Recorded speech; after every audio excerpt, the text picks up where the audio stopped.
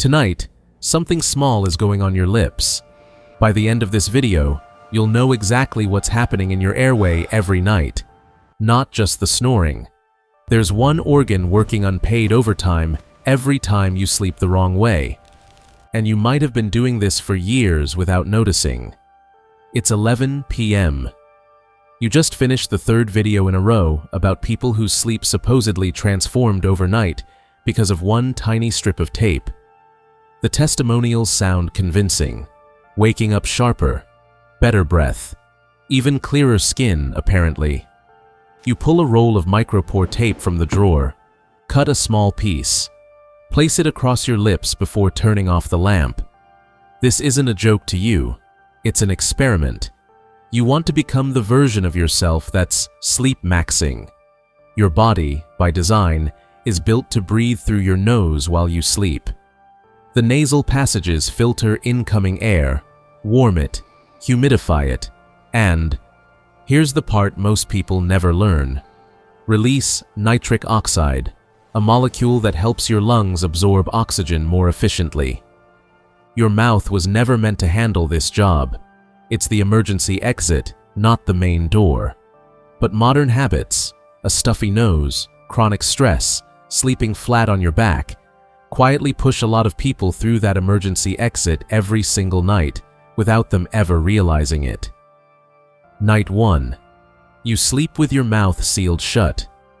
It feels strange, a little tight, but you push through. You wake up and feel slightly more refreshed, or at least you convince yourself you do. You post a story. Day 1, sleepmaxxing, feeling promising. There's one thing more dangerous than the discomfort itself. And you've probably never heard this before. 2 weeks in, and your body starts adjusting to the sensation of the tape. But there's something you can't see. Your breathing pattern while you're unconscious. For a lot of people, the airway naturally narrows a little when sleeping flat on the back. The tongue drifts slightly backward. The throat muscles relax. Under normal conditions, the body has a built-in backup plan. The mouth cracks open just enough, air gets rerouted through it, oxygen keeps flowing. That's not a flaw, that's a safety feature. And tonight, you've sealed that safety feature shut with a strip of adhesive. Be honest, how many times have you woken up feeling like you just ran a marathon when all you did was sleep in your own bed? The first month passes. You're feeling more confident in the routine now. Mouth tape has become a fixed part of your sleep stack, right alongside magnesium and the red bulb in your lamp. The studies cited across the sleepmaxxing community often point to nasal breathing, correlating with better sleep quality in people with normal, unobstructed airways, and broadly speaking, that's accurate. But that correlation carries a condition that tends to disappear in a 15-second clip. It assumes your airway was clear to begin with. This is where the problem starts to build. A few months in, and you start feeling tired in a strange way. Not ordinary tired, but a fatigue that doesn't lift even after a full 8 hours. You blame work. You blame your coffee intake. You blame anything except the small strip on your lips every night. Here's what's actually happening. On certain nights, because of seasonal allergies, dry air from the AC, or a slightly deviated septum like most people quietly have, your nose isn't fully open. Normally, your body has a way out. The mouth parts slightly, air keeps coming in. But tonight, your mouth is sealed by a layer of tape, so your body does the only thing it can. It fights harder through that narrow gap. Your chest muscles work over time. Your heart rate ticks up slightly to compensate for oxygen arriving slower than it should. And your brain, which should be fully resting during deep sleep, stays half alert instead, standing guard over an airway that keeps narrowing. You won't remember any of this in the morning. There's no conscious memory of that overnight struggle.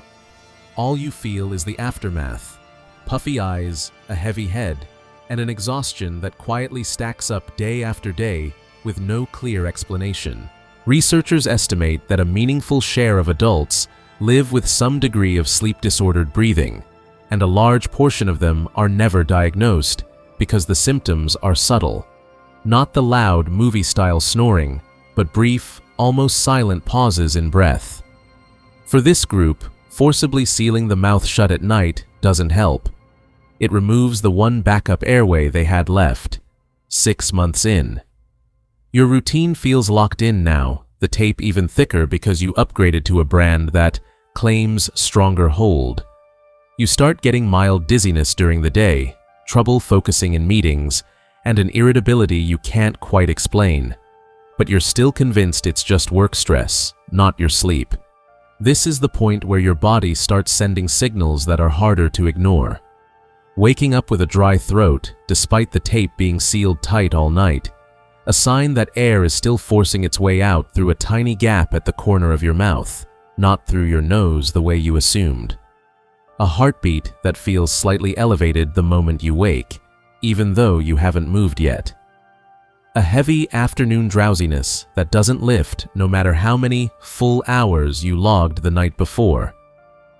And here are the 3 things promised at the start of this video. The organ quietly working overtime every night is your heart. The narrowing airway is the emergency exit you sealed shut yourself. And now you know exactly why 8 hours of sleep isn't always the same as 8 hours of actual rest. A year into this habit. This is the fork in the road. Be honest.